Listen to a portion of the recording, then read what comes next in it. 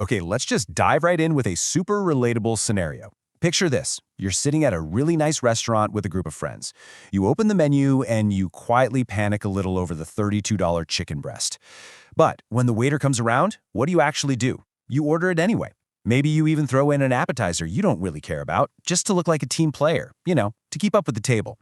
So, let me ask you, have you ever agreed to a group trip or a fancy dinner you couldn't actually afford? If you're not in your head right now, you are absolutely not alone.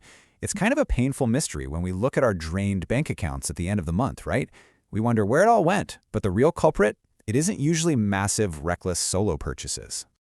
The wild truth is this. It's not your lack of discipline. It's your friends. Today in this explainer, we're going to completely bust the myth that personal finance is just some private, solitary mathematical exercise. Instead, we're going to pull back the curtain and reveal the hidden mechanics of social economics that are literally quietly running your budget behind the scenes. All of this happens through a psychological mechanism called the social spending baseline. Behavioral research consistently finds that our financial decisions are heavily influenced by the specific local social group we just happen to be standing inside at any given moment. What feels like a normal amount to drop on dinner, a weekend trip, or a birthday gift, that's shaped substantially by the people you spend the most time around. It completely overrides your personal income or your private values. This means two people with identical incomes and even identical personal financial goals can end up with entirely different actual spending habits purely based on who sets their day-to-day social baseline. Why is it so incredibly hard to just say no to these expenses when we intellectually know for a fact we shouldn't spend the money? Well, think about the private budget. Breaking a financial rule while sitting completely alone on your couch, that has zero immediate consequence. It's safe, it's logical, there's absolutely no immediate social cost. But an in-the-moment decline? Oh, that's different. Visibly spending less than your group or saying no to a specific real-time group plan carries an immediate, painful social cost. It creates this moment of visible difference in front of people whose opinions actually really matter to you. That is a high-stakes moment full of immediate discomfort. And honestly, your private budget simply doesn't have the ammunition to compete against that kind of real-time pressure. So, the crucial takeaway here is this. Immediate comparison is far more powerful than abstract comparison. We always talk about the comparison trap of, passively scrolling through social media feeds and looking at a stranger's highlight reel, but that's just an abstract comparison. Declining a specific invitation face-to-face from a close friend, that triggers powerful, measurable behavioral conformity.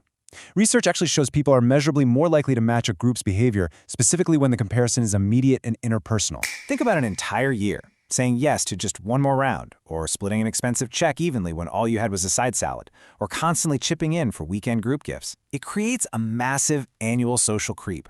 Individually, any single instance of matching a friend group spending feels genuinely small. It's just one dinner, right? It's just one drink. But very similar to subscription creep, these small, repeated, socially reinforced expenses just totally escape our conscious budgeting. Why? Because no single instance ever feels quite large enough to trigger an alarm or force a deliberate financial decision. Yet they constantly recur week after week. Now, I want to be entirely clear here. This is absolutely not telling you to stop seeing your friends or to become a total hermit. Genuine connection and shared experiences have immense, well-documented value for our happiness. We just need to distinguish between valuing connection, which is spending money as a deliberate, freely made choice that reflects your real values, versus automatic matching. Automatic matching isn't about valuing connection at all. It's just a reflex. It's driven entirely by the discomfort of visibly differing from the group norm in that specific moment. It is literally the people-pleasing side of personal finance. Here is your simple 3-step playbook to totally remove the anxiety of in-the-moment decision-making. Step 1. Decide your actual spending limits privately before you ever enter the room or the group situation. Step 2. Be the one to propose lower-cost alternatives directly. And Step 3. Have a direct, low-drama conversation about your budget with your close friends. But why does this actually work?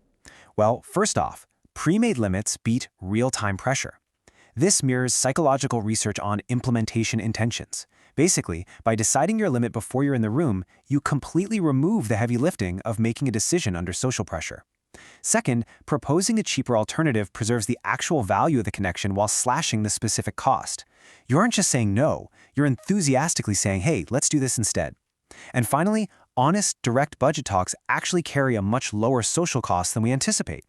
Research on financial communication in close relationships finds that talking about budgets directly is significantly less socially costly than those absolute nightmare scenarios we invent in our heads before actually doing it. If your spending has ever quietly matched your friend group's pace rather than your own actual financial plan, let me reassure you right now, that was never a sign of weak personal discipline. Research suggests this is one of the most consistently underestimated forces in personal spending. It operates through real-time social pressure, not a private budgeting mistake. Honestly, it's just a completely natural, deeply human psychological response. We are wired to want to belong.